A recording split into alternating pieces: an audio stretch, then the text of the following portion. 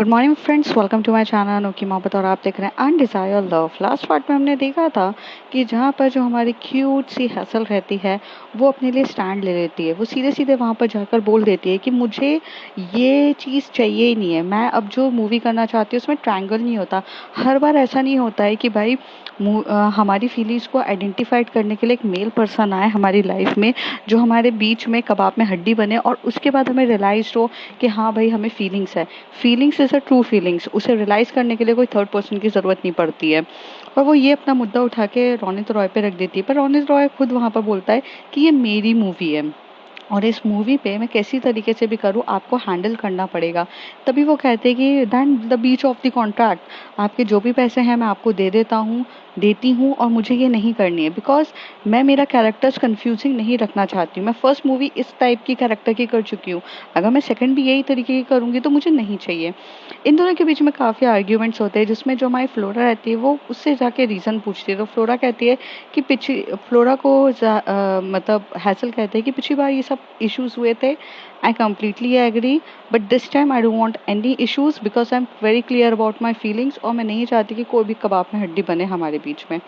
मुझे रोमांस करना है तो मैं सिर्फ तुम्हारे साथ ही करूंगी और किसी के साथ मुझे नहीं करना है। अगर ये जेएल मूवी है तो उसमें थर्ड पर्सन की मेरे को एंट्री ही नहीं चाहिए। आई वॉन्ट कि माई क्लियर फीलिंग्स टूवर्ड्स दैट। और जिस पर सब लोग एग्री हो जाते हैं। और अकेले हैसल सिर्फ अपने लिए स्टैंड नहीं लेती, वो दूसरों के लिए भी स्टैंड लेकर सबको भी एक अच्छी कास्टिंग में करवा देती है। अविनाश जो अभी रहता है एक्चुअली में, वो अब जो का कैरेक्टर करेगा और जो अभी का कैरेक्टर करेगा जो जो हमारा जो सा को एक्टर रहता है। और अब यहाँ पर जो कपल्स बनते हैं वो जोया और जो बनेंगे। जोया और जो मतलब जो एक्चुअली में सोनी और अविनाश बनेंगे। और रिया जो रहती है उसका कपल अभी बनेगा। इस तरीके से यहाँ पर कपलशिप स्टार्ट हो जाती है और 3 कपल्स बनते हैं। अब यहाँ पर जो डायरेक्टर रहता है वो पहले तो बहुत ज़्यादा नाटक करता है, बट उसको असिस्टेंट डायरेक्टर समझाता है कि कोई ऑप्शन नहीं है। अब उसके आगे यहाँ पर जो हमारी प्यारी सी फ्लोरा रहती है वो इनडायरेक्टली बहुत ज़्यादा तीखी स्माइल दे रही रहती है हमारे रोनित रॉय को। रोनित रॉय का खून यहाँ पर खौल रहा रहता है, बट जैसे सभी ने उसको समझाया रहता है वो चाहकर भी कुछ नहीं कर पाता है। थोड़ी देर के बाद वो नॉर्मल होता है। नॉर्मल होने के बाद बोलता है शूटिंग को फिर से स्टार्ट किया जाए। तो शूटिंग स्टार्ट हो जाती है। और जैसे शूटिंग स्टार्ट होता है तो अब सीन कुछ इस तरीके से सिनेरियो रहता है कि क्रिसमस का टाइम रहता है और क्रिसमस नाइट रहती है जहाँ पर दो स्कूल वाले आते हैं। स्कूल यहाँ पर गर्ल्स स्कूल रहता है, वहाँ पे बॉयज़ स्कूल रहता है। और इनका जो मेन प्रिंसिपल रहता है वो दोनों का ही प्रिंसिपल रहता है, मतलब वो दोनों ही स्कूल उसी के रहते हैं। तो वो पार्टी देने में इतना कंजूसी करता है तो एक साथ बुलाया था। तो यहाँ पे बॉयज़ को फर्स्ट टाइम गर्ल्स से इंटरेक्ट करने का मौका मिलता है, गर्ल्स को बॉयज़ से इंटरेक्ट करने का मौका मिलता है। और ये जो पार्टीज़ होती है ये थोड़ी सी हाई लेवल की पार्टीज़ होती है, मतलब हाई लेवल मीन्स 11th और 12th स्टैंडर्ड लोगों के लिए ही सिर्फ पार्टी रखी जाती है। और बाकी सब बच्चों को तो सिर्फ नॉर्मल जो क्रिसमस के लिए जो चॉकलेट्स गिफ्ट करने रहते हैं वो सब स्कूल में दे दिए जाते हैं। ये थोड़ी सी पार्टी ह्यूज होती है ताकि अब ये लोग बड़े हो चुके हैं, समझदार हो चुके हैं। तो अब इनको मतलब जैसे एक कोएड वाला बंदा रहता है, उसको अच्छे से पता रहता है कि how to interact with a boy and with a girl. उससे कॉन्फिडेंस लेवल दोनों ही सेम रहता है। बट अगर गर्ल्स स्कूल वाली लड़की है उसका कहीं ना कहीं कॉन्फिडेंस लेवल बॉयज़ से बात करते टाइम लो हो जाता है। और बॉयज़ का जो कॉन्फिडेंट लेवल होता है वो बॉयज़ के साथ तो हाई लेवल का होता है, पर गर्ल्स तक आते हैं तो कॉन्फिडेंस कम हो जाता है। तो ये जो पार्टी रहती है वो इसलिए रखी जाती है कि दोनों कहीं ना कहीं अपने कॉन्फिडेंस लेवल को मैच कर सकें। और जब ये फ्यूचर में जाके कोई भी कोविड जगह जाए तो इन लोगों के लिए ये चीज़ एकदम ऑकवर्ड ना हो, इसलिए ये पार्टीज रखी जाती है ताकि वो इंटरेक्ट किया जाता है। और ये सिर्फ 11th और 12th स्टैंडर्ड वालों के लिए ही होती है। तो अब जब पार्टी होती है तो यहाँ पर सब लोग बैठे रहते हैं। तो यहाँ पर जो गार्गी रहती है वो भी एटीट्यूड पे बैठी रहती है। गार्गी का रोल हमारी हैसल कर रही रहती है और हैसल जब वो रोल करती है तो आपको पता है कि उसका खुद का एटीट्यूड लेवल कितना हाई है। तो वो एटीट्यूड में बैठी रहती है। यहाँ बाजू में आकर फ्लोरा बैठी रहती है, मीन्स एनी बैठी रहती है। साइड में जोया बैठी रहती है और उसके साइड में निकिता बैठी रहती है। यहाँ पर ये सब लोग की शूटिंग्स काफ़ी अच्छे से चल रही रहती है और इन लोगों के फेस के जो एक्सप्रेशंस होते हैं क्लोज कैमरा में लाए जाते हैं, जिसमें जो एनी रहती है वो काफ़ी डरी हुई सी सहमी सी रहती है, जिसका फेस का एक्सप्रेशन आ जाता है। Gargi confident level, I don't even care, ठीक है। जोया इट्स लाइक कि एक्साइटेड और Nikita like non excited person, क्योंकि उसे ये सब चीज़ों में कुछ नहीं होते। तो उनके फेस के एक्सप्रेशन इस तरीके से नोट किए जाते हैं। फिर वहाँ से बॉयस आता है, तो बॉयस में सबसे पहले जो आकर अप्रोच करता है तो वो रहता है जो सामने आता है और जोया को बोलता है हे। तो तभी जोया कहती अगेन वी मैट। तो कहता है लेकिन दिस टाइम हम मिल रहे हैं वो थोड़ा अलग तरीके से मिल रहा है। मतलब हमेशा से हर बार हम जब मिलते हैं वो एक कॉम्पिटिशन्स लेवल पे मिलते हैं, बिकॉज तुम्हारा हमेशा से मेरे साथ ही कॉम्पिटिशन्स रहता है। कहते हैं सिर्फ 2 बार तो कंपटीशन हुआ है यहाँ पे, जोया कहती है। एक ओलंपिक्स में हुआ था, मैथ्स ओलंपिक में हुआ था, जहाँ पर पूरे स्कूल्स का हुआ था, जिसमें अनफॉर्चुनेटली मैं ही जीती थी। तुम तो सेकंड नंबर पे आए थे, मैं तुम्हें हरा दिया था। जो कहता है इट्स ओके फाइन, वो तब की तब बात थी। उसके बाद तुम्हें ये नहीं पता कि साइंस ओलंपिक हुआ था और उसमें मैं जीता था और अनफॉर्चुनेटली तुम हार गई थी। उप्स, सेकंड आई थी, कुछ याद है? तो कहती है आई नो। और ये दोनों के बीच में एक टफ कंपटीशन चलता है, तभी वो एक दूसरे को देखते रहते हैं। निकिता वहां पर ऐसे खड़े होते हुए देखती है और बोलती है ये इन लोग का रोज का लपाचक स्टार्ट हो गया। वो यहाँ से पीछे होके जा रही रहती है, तभी वो उसको एकदम से टकरा जाती है अभी से। अभी उसको पकड़ के बोलता है हे तुम ठीक तो हो? निकिता उसको धक्का देके बोलते हैं क्या रे, लड़की देखी नहीं पकड़ने का स्टार्ट हो जाता है। तुम लोगों का यही रहता है ना, बॉयज कॉलेज में कोई लड़की देखने को नहीं मिलती, यहाँ देखने को मिली तो फटाक से पकड़ा। तभी वो कहता है हे लिसन, मैंने तुम्हें सिर्फ पकड़ा इसलिए क्योंकि तुम गिर रही थी। इवन आई डोंट केयर कि क्या हो रहा है, तुम गिरो या क्या हो, वैसे भी मुझे फर्क भी नहीं पड़ता है। वेल तो कहता है हाँ हाँ तभी तो तू मुझे पकड़ा हुआ है। तो वो कहता है अगर मैंने तुम्हें छोड़ दिया तो तुम गिर जाओगी। तो कहता है अरे तेरे पकड़ने के बहाने हैं। निकिता इस तरीके से उससे बात करती है क्योंकि उसकी जो लैंग्वेज रहती है वो थोड़ी सी टपोरी टाइप रहती है। तभी वो कहता है ओके फाइन और ऐसे छोड़ देता है। तो फटाक से निकिता गिर जाती है। निकिता कहती है शर्म नहीं आती एक लड़की को गिराते हुए? तभी वो कहता है डूड आई डोंट अंडरस्टैंड, एक तरीके से तुम्हें फीमेल कार्ड भी खेलना है, दूसरे तरीके से तुम्हें ये भी बोलना है कि मैं तुम्हारा फ़ायदा उठा रहा हूँ। I don't even understand. Well हाय, मैं अभी हूँ और मैं जो का फ्रेंड हूँ। तो उसे देख के बोलते ये जो का फ्रेंड है ना तू, तो तेरे से तो फ्रेंडशिप करनी भी नहीं है। जब देखो जो जैसा ही होगा तू कंपटीशन बात बात करके सुन। मेरे को ना ये पढ़ाई वढ़ाई की मगजमारी चलती रही है, मेरा ना दिमाग फट जाता है, मेरे को कोई लेना देना नहीं है, तुमको जो करना है करो। तभी वो कहते हैं हे लिसन डूड, मुझे इवन खुद पढ़ाई में इतना इंटरेस्ट नहीं है। जो मेरा फ्रेंड है मीन्स मेरा बेस्ट फ्रेंड है, बट वो कुछ ज़्यादा ही पढ़ाकू टाइप का है, उसे हर चीज़ में कंपटीशन चाहिए, but I am not that type of. तो तुम्हें डांस पसंद है? तो वो कहती है कि ये वाली डांस, ये आंटियों टाइप वाली डांस, कि जहाँ पर एक दूसरे का हाथ पकड़ के ऐसे कमर थोड़ी थोड़ी लचका रहे। डांस तो अपने यहाँ होता है, वो डांस जिसको देख के ना मज़ा आता है, वो जब म्यूजिक चलती है झिनझिन झिनझिन झिनझिन झिनाट, वो वाली म्यूजिक अपन को पसंद है, वो वाला डांस पसंद है। तभी अभी उसको कहता है तुम इसी तरीके से बात करती हो। तो कहता है तेरे को प्रॉब्लम है क्या, तो तू जा ना, मेरे मैं तेरे को थोड़ी ना बोला तू यहाँ खड़ी रहे। तो वो हंसते हुए बोलता है ओके ओके लिसन, मुझे कोई प्रॉब्लम नहीं है, लेकिन अगर तुम्हें वैसी म्यूजिक करनी है झिनझिन झिनाट वाली तो वो है। तो वो कहता है कहाँ है ये सब आंटियों के बीच में, वो देखो रोजी मैम जब देखो ऐसे रोतलू गाना बजाती है, छोड़ो।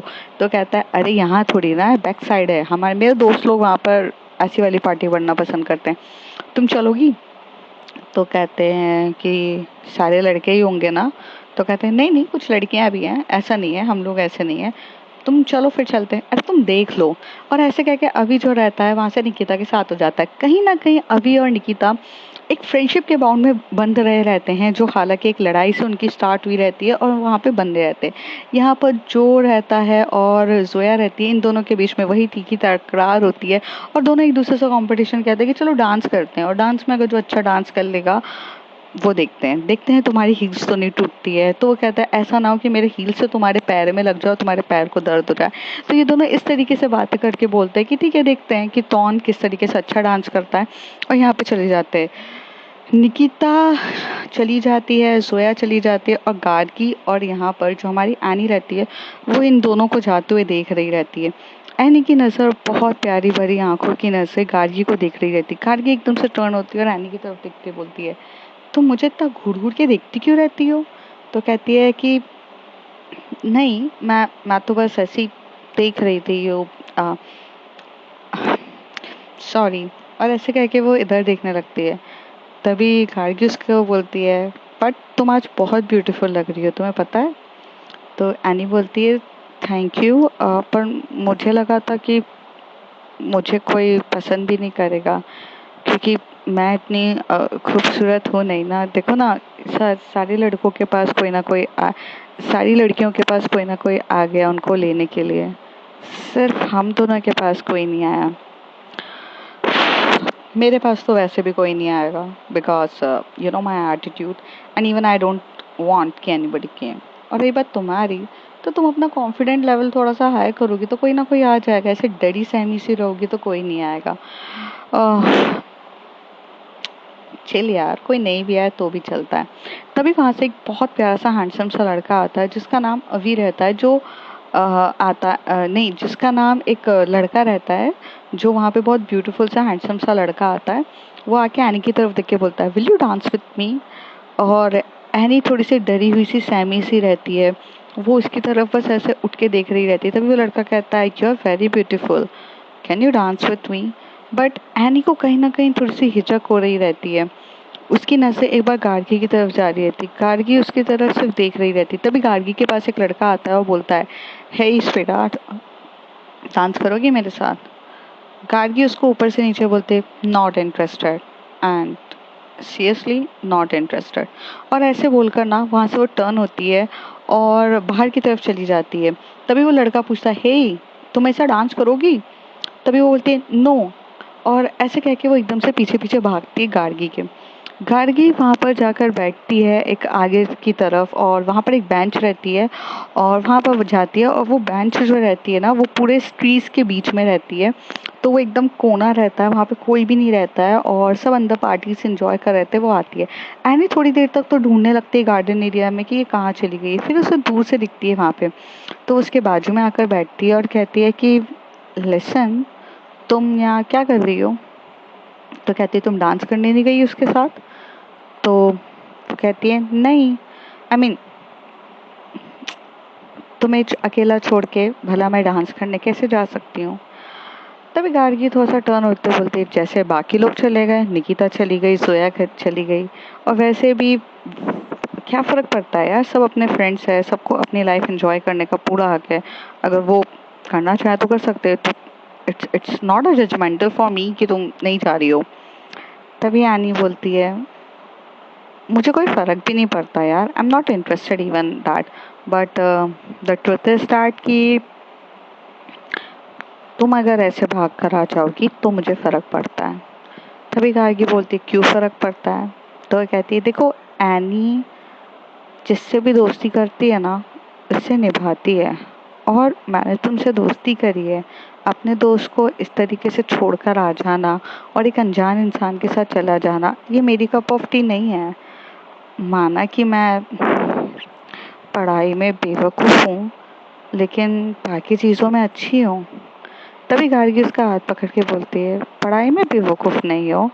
देखो, हर किसी का ना फेवरेट सब्जेक्ट नहीं होता है मैथ्स, कि मैथ्स में पास होना। किसी लोगों का बोरिंग सब्जेक्ट होता है, किसी को बिल्कुल भी पसंद नहीं होता है। It's not a big deal. The thing is that कि तुम इतना ज़्यादा दिमाग पे जोर मत डाला करो। गार्गी इस तरीके से एनी की तरफ देख के बोल रही रहती है। एनी उसकी तरफ देख रही रहती है, और इनकी शूटिंग चल रही रहती है, और सामने के सामने बहुत क्लोजअप से कैमरा एक दूसरे के आ रहा रहता है। तभी एनी बोलती है, तुम लड़कों से इतने दूर क्यों भागती हो? तभी गार्गी कहती है, उप्स, इसने मेरी दुखती नस पे पैर रख दिया। कहती है, ऐसा नहीं है, बट ऐसी है। तो कहती है, प्लीज़ टेल मी। तो कहती है, यूजुअली मेरी बॉयज़ के साथ उस वे में तो बिल्कुल भी नहीं बनती है, आ, लेकिन एज अ फ्रेंड डूड वो चलता है। तो और थोड़ा सा गर्ल्स के साथ भी नहीं बनती है। एनी बोलती है, ना तुम्हारी बॉयज़ के साथ बनती है, ना तुम्हारी गर्ल्स के साथ बनती है, आ, मामला क्या है? तो यार ये कहती है, कुछ चीज़ें ऐसी होती है जो बहुत कॉम्प्लिकेटेड होती है यानी, जिसको समझाना बहुत मुश्किल होता है।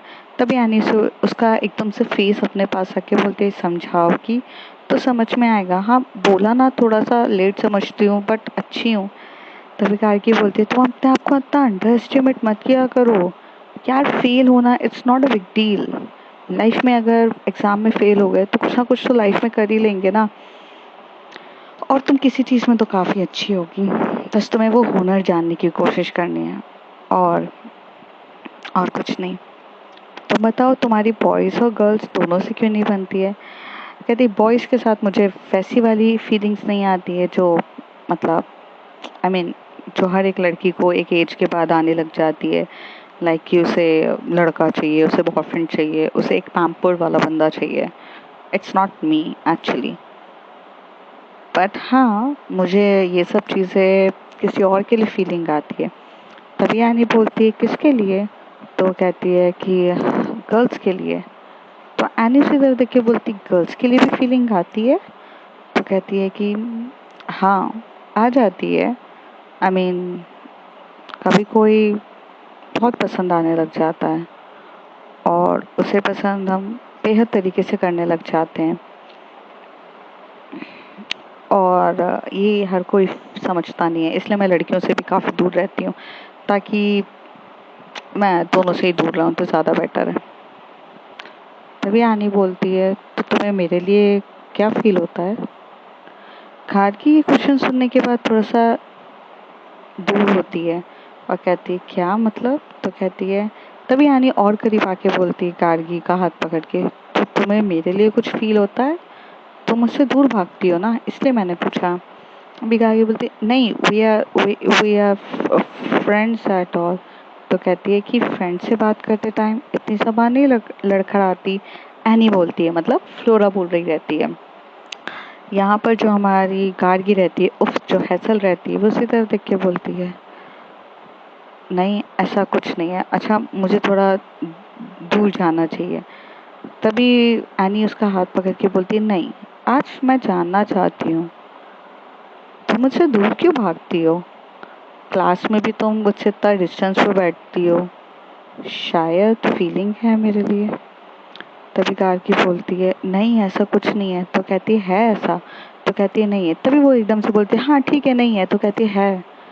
और ऐसे बोलने के बाद जो गार्गी रहती है वो एनी के बहुत ज़्यादा करीब आ जाती है, उसकी आंखों में देखने लग जाती है, और उसके लिप जो रहते हैं एनी के लिप के पास बहुत करीब से आ रहे रहते हैं। कब के दोनों एक दूसरे को किस कर देते हैं इनको ही नहीं पता चलता। यहाँ पर गार्गी बहुत सॉफ्ट तरीके से एनी के लिप को किस कर रही थी, और एनी भी अपने पूरे तरीके से आंखें बंद करके किस कर ले जा रही थी। दोनों के बीच में काफ़ी ज़्यादा किस हो रही थी, पर गार्गी थोड़ा सा बढ़ जाती है और एनी को किस करने के बाद वो उसकी नेक पे किस करने के लिए जाती। जैसे वो जाती है का एकदम से जो हमारी एनी रहती है वो एकदम से उठ जाती है और घबरा जाती है और उठ के एकदम से भाग जाती है। गार्गी कहती है शिट यार, मैंने क्या किया, shit shit shit, I have to protect myself. I mean मुझे खुद पे कंट्रोल क्यों नहीं है? मैंने खुद पे कंट्रोल किया होता तो आज ये चीज़ नहीं होती। अब वो मेरे बारे में क्या सोच रही होगी भगवान जाने। आह, यहाँ पर जो होती है गार्गी भी पीछे भागती है। एनी जो रहती है एक पेड़ के पीछे छुप जाती है और गार्गी वहाँ से ढूंढ रही रहती है। गार्गी को पता रहता है कि एनी एक पेड़ के पीछे छुपी है।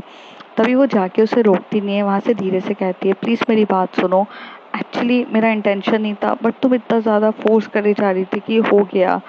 आई नो, आई मीन मैंने गलत किया, तुम्हारी मर्जी के बिना तुम्हें किस करना बहुत गलत था, और ये चीज़ बहुत ज़्यादा गलत हुई है। I am really really sorry. और इस तरीके से वहाँ पर शॉट एकदम से कट होता है और यहाँ पे सब लोग क्लैपिंग करने लगते हैं, क्योंकि इन लोगों ने एक बार भी रीटेक नहीं लिया रहता और वन टाइम पे ये शॉट दिया रहता है जो काफ़ी ब्यूटीफुल रहता है। यहाँ से इनका शॉट खत्म हो जाता है, पर क्रिसमस की पार्टी रहती है तो यहाँ पर जो और क्या बोलते हैं जोया का डांस चल रहा रहता है, निकिता, उन सब का भी क्लोजअप होता है। यहाँ पे शूटिंग पूरी तरीके से पैकअप हो जाती है और आप यहाँ से जाने लगते हैं। तभी यहाँ से जो हमारी एनी रहती है, मतलब जो हमारी हैसल रहती, सॉरी जो हमारी फ्लोरा रहती है, फ्लोरा यहाँ से जब जाती है तब वहाँ पर उसे पिकअप करने के लिए सौम्या आती है। सौम्या उसके पास आके बोलती है कि मुझे तुमसे कुछ ज़रूरी बात करनी है, क्या तुम ऐसा चलोगी? तभी वो कहते हैं कि बिल्कुल। तभी वो हैसल के पास जाती है और वहाँ पर से बोलती है कि मुझे सौम्या के साथ कुछ ज़रूरी काम है, मैं तुमसे बाद में मिलती हूँ। हैसल बोलती है कुछ ज़्यादा अर्जेंट काम है, मैं सोच रही थी कि आज तुम और मैं मीन्स चलें कहीं बाहर, कुछ डिनर विनर पे तो कहती है सॉरी कभी और प्लान कर लेंगे, सौम्या यूजुअली मेरे पास ऐसे आती नहीं है, कुछ ज़रूरी काम होगा इसकी वजह से वो आई है, प्लीज़ विल यू। तो उसे कहती है कि ठीक है तुम जाओ। तो ये लोग ड्रेस चेंज करते हैं और वहाँ से वो चली जाती है। हैसल जो होती है जाती हुई दिखती है, तभी हैसल के पास अभी आता है और अभी आके बोलता है चलो तुम्हारी फ्रेंड तो चली गई है कि कुछ वक्त तुम मेरे साथ बिताना चाहोगी। तभी वो उसे बोलती है अगेन तुम शुरू हो गए, come on dude, I mean अभी के साथ तुम बिताने से कर लियो, अविनाश के साथ सब टाइम बिताना चाहते हैं। तभी वहाँ से जोया कहती है कि मतलब जो सोनी रहती है वो एकदम से कहती है कि मैं बिताऊँ तुम्हारे साथ टाइम। तभी एकदम से वो हाथ हैसल हटाती है अपने शोल्डर से, कहती है बिल्कुल, तुम लोग एक न्यू एक्टर्स हो और तुम दोनों को एक दूसरे के साथ अपना टाइम स्पेंड और कोऑर्डिनेशन करना हद से ज़्यादा इम्पोर्टेंट है। तो मेरे ख्याल से तुम लोगों को ना एक साथ जाकर टाइम बिताना चाहिए। दोनों एक साथ जाओ, एक साथ बातें करो, एक साथ एक दूसरे को जानो, तभी होगा। तो आई थिंक अभी इट्स अ टाइम कि तुम इसके साथ टाइम बिताओ ना कि मेरे साथ टाइम बिताओ। और ऐसे बोलकर वो वहाँ से जा रही रहती। तभी ये कहता है आखिर ये बहुत स्मार्ट है। तभी रॉन रॉय कहता है कि क्या हुआ तुम गए नहीं। तो कहते हैं कि वो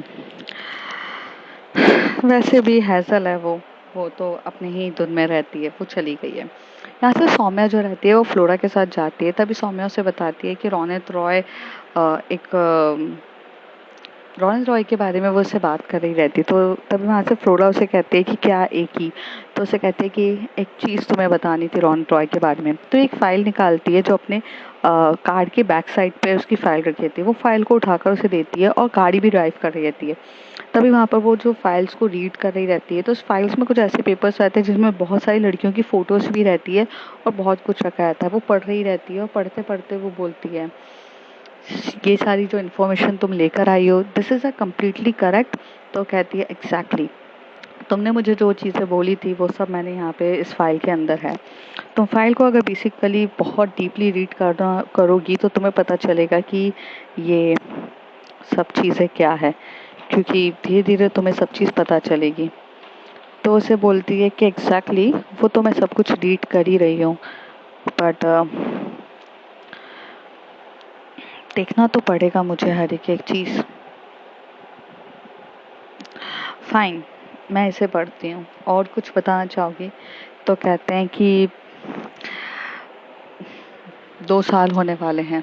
एक आज से 1 महीने के बाद, तुम्हें पता है ना 1 महीने 15 दिन के बाद क्या है, और तुम्हें उस प्रोग्राम के लिए आना है और वो प्रोग्राम इलाहाबाद में है। तो तुम इलाहाबाद आओगी, आई मीन जो प्रयागराज है अभी। तो कहती है 1.5 महीने बहुत होते हैं और इस 1.5 महीने में मैं बहुत कुछ कर लूँगी। जो मैंने शपथ ली थी कि इस 1.5 महीने में जब मैं प्रयागराज में आके वो काम करूँगी तो उसी ड्यूरेशन में उससे पहले पहले मैं ये चीज़ करूँगी। तुम इस बात की टेंशन मत लो, मैं सब कुछ मैनेज कर लूँगी। तो कहती है पर जिस तरीके से हालात दिख रहे हैं फ्लोरा, उस हिसाब से तो मुझे नहीं लगता है कि कुछ हो सकता है। तो कहती है कि वक्त बदलने में समय नहीं लगता, एक मौके की सिर्फ मुझे तलाश है। वो मौका अगर मुझे जिस वक्त मिल गया मैं उस वक्त सब कुछ कर लूँगी। रोनित रॉय अपनी आखिरी सांसें गिनेगा आज से 1 महीने 15 दिन के बाद। 20 तारीख को मैं वहाँ पे जब रहूँगी तब उस 20 तारीख पे रोनित रॉय नहीं रहेगा। सौम्या कहती है जो तुम कर रही हो वो सही है। तो उसे कहती है कि बिल्कुल, और इस समय मैं अकेली नहीं हूँ, उस समय मैं बहुत अकेली थी, पर इस समय मेरे साथ इथान है, तुम है। बस ये मूवी थोड़ा सा बन जाए और इस मूवी के ड्यूरेशन के बाद हम अपने हर एक चीज़ को एग्जीक्यूट करेंगे। आज से 1 महीने और 10 दिन के बाद, मतलब 15 तारीख को रोनित रॉय के साथ हम सब कुछ एग्जीक्यूट करेंगे और जैसे प्लान किया जाए वैसा ही होगा। कोई डाउट है तुम लोगों को? तो कहते कि नहीं, बिल्कुल भी डाउट नहीं है, बट क्या कहना चाहती हो तुम? तो कहते बस प्लान एग्जीक्यूट किया जाएगा। चलो यहाँ पे डिनर करते हैं। वो फाइल को लेते हुए वो वहाँ पर बैठ के देख रही रहती है। फिर वो सौम्या के साथ डिस्कस करती है कि ये भी चीज़ हुई थी, वो भी चीज़ हुई थी, और वो दोनों वहाँ पर बैठ के बहुत सारी एक दूसरे से बातें करते हैं और डिस्कस कर रहे रहते हैं, और इस तरीके से उन लोगों के बीच में कन्वर्सेशन होती है। तो फ्रेंड्स, अब देखते हैं आगे क्या होता है। वैसे आप सब सोच रहे होंगे कि मैम अब तो आप 30 मिनट के बदले 25 मिनट की कर रहे हो, बिकॉज मैं कुछ टाइम से थोड़ा बिजी हूँ, तो थोड़ा मैनेज कर लो। और स्टोरी काफ़ी इंटरेस्टिंग है। अब होगा एग्जीक्यूशंस का डे। तब तक के लिए बाय बाय।